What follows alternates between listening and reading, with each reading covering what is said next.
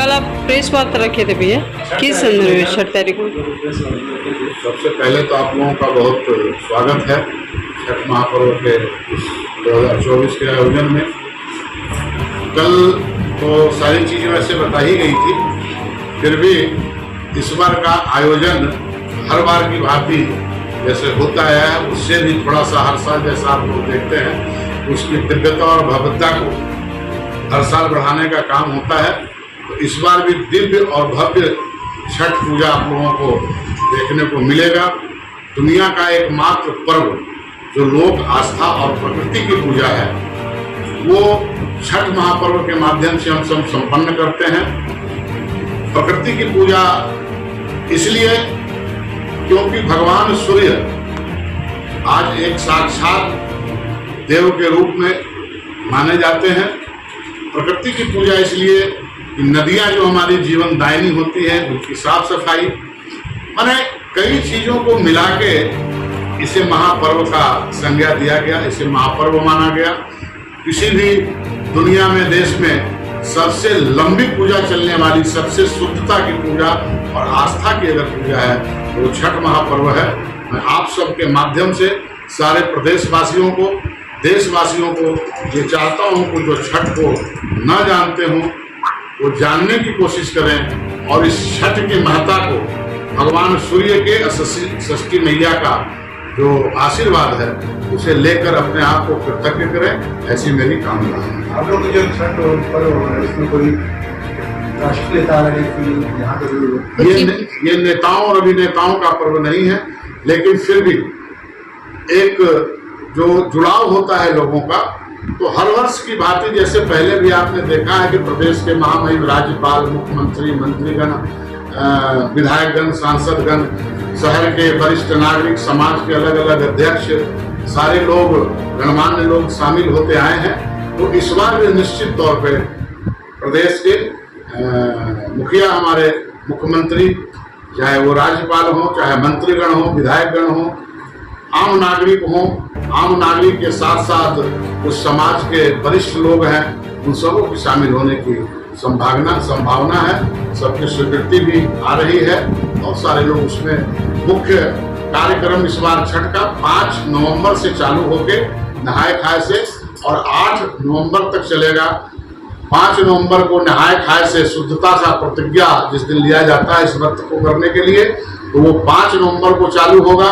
6 नवंबर को खरना का व्रत होगा जो शाम को एक पूजा होती है, और वही 7 नवंबर को मुख्य आयोजन महादेव घाट पे होगा और डूबते हुए सूर्य को जहां अर्घ दिया जाएगा। और 7 नवंबर के पश्चात डूबते हुए सूर्य को अर्घ देने के बाद हम लोगों को जो इंतजार रहता है 8 नवंबर सुबह प्रातः के सूर्य भगवान के उगने का। जब सूर्य भगवान का उदय होगा, सारे व्रती और जितने भी छठ में लगे हुए लोग हैं सारे लोग उनका दर्शन लाभ लेके और उन्हें प्रणाम करके और पारण करते हैं। और उसी पारण में जो हम लोगों का एक महाभंडारे का आयोजन होता है जो जगविदित है, पूरा शहर उस भंडारे को पाने के लिए ललायित रहता है। तो वो भंडारा का आयोजन होगा 8 नवंबर को वही घाट पे, जो 12 बजे तक चलता है, और उसके बाद व्रत की समाप्ति की घोषणा की जाएगी। और शहर से जो मुख्य लोग जुड़ेंगे वो मुख्यतः 7 तारीख को ही जुड़ेंगे घाट पर, क्योंकि उसी दिन सब अंतर्राष्ट्रीय कलाकारों का भी मंचन होता है वहाँ पे। इस बार अंतर्राष्ट्रीय लोक गायिका कल्पना पटवारी के रूप में वहाँ अपनी प्रस्तुति देगी। गायत्री यादव जो देश की जानी मानी लोक गायिका हैं वो अपनी प्रस्तुति देगी, और मुंबई से चलकर पटनायक मैडम हैं वो अपने कला का प्रदर्शन करेगी। बाकी जो नृत्य नाटिकाएं इलाहाबाद के तरुण सोनाली, तरुण चोपड़ा का आप लोग देखते आए हैं, वो भी अपना शिरकत कर रहे हैं इस बार। और जो यहाँ के छत्तीसगढ़ के प्रसिद्ध भजन गायक दिलीप सारंगी जी का जो कार्यक्रम होता रहा है उसी में अब देखिए कि दिलीप सारंगी जी की भी स्वीकृति है, और एक और नाम आता है दुकालू यादव जी का, उस पर भी हम लोगों का विचार मंथन चल रहा है। चाहे वो रानू साहू हो, आरू साहू हो, इन सबों का भी बातचीत चल रही है।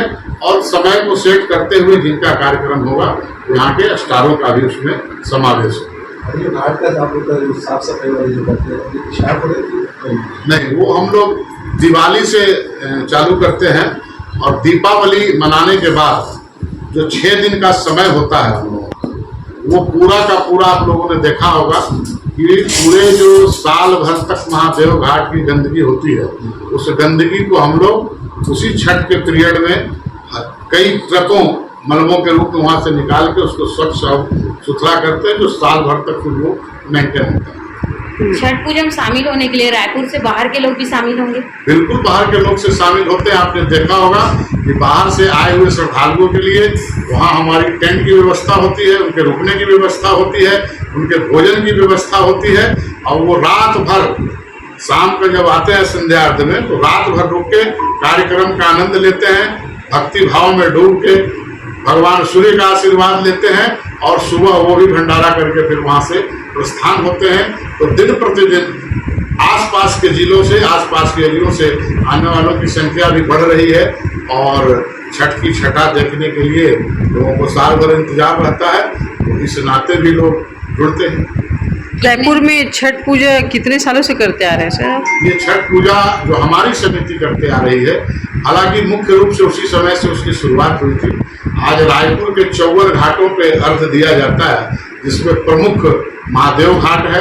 तो महादेव घाट पे इस बार करीब करीब हम समझते हैं कि 10 से 12-15 हजार लोगों की छठ व्रतियों की उपस्थिति रहेगी, और ये हम लोगों को 24वां वर्ष है वहाँ पे इस आयोजन का।